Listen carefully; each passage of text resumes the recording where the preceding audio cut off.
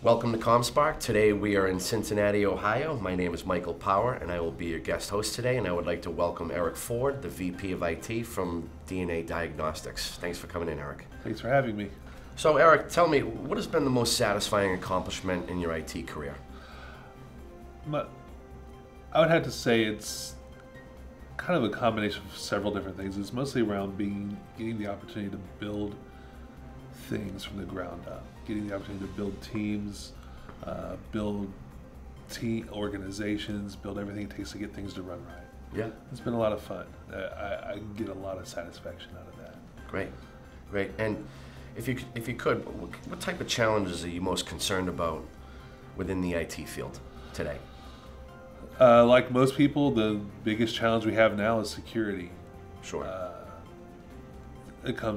Security breaches come in so many different ways, so many different shapes, so many different sizes. It's hard to keep up. It's a constant back and forth. Right. If you go past security, the next thing is just finding the right team members. It's not finding people with specific skill sets. It's finding the right people for your team and your organization. Right. I have a little different take on it than a lot of people do. Okay, sure, absolutely. And so if you wouldn't mind, in your opinion, what is the most overlooked area in information security today? Probably the social engineering aspect of it. Right. The dealing with not just, everybody talks about spying the phishing attacks, but a lot of people don't do proactive training of the people in the organization, not just IT. Your entire organization has to be trained on how to be more intelligent about security.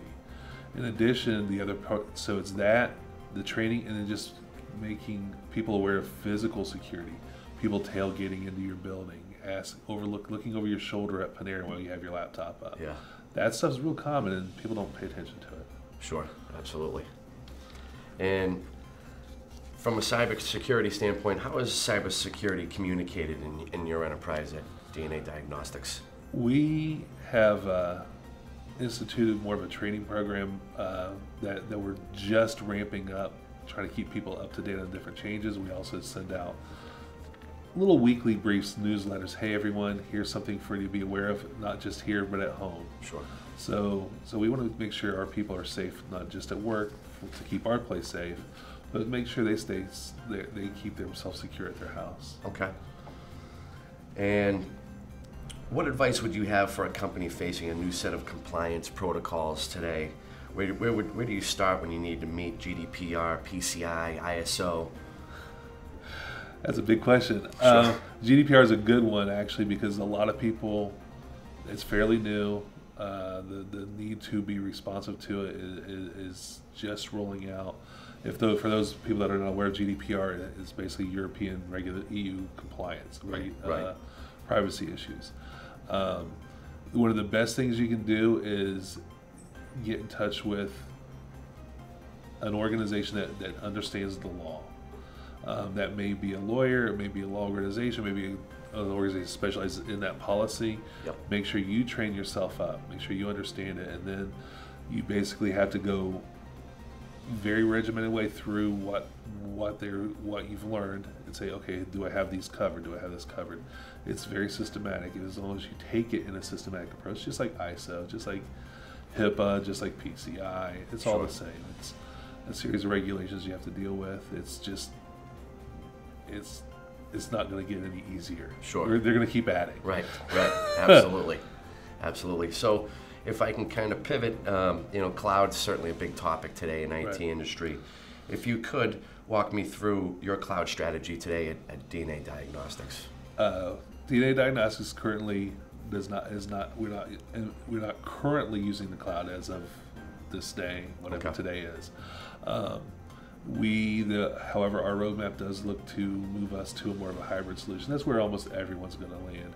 Right. A lot of people initially jumped straight into the cloud thinking they would save money by pushing their entire organization to the cloud, and they found out that that's not true. Sure. You had to find out the right things to move to the cloud. What do you keep in your colo? What do you keep on-prem? It's a balancing act to say what makes sense where. Right.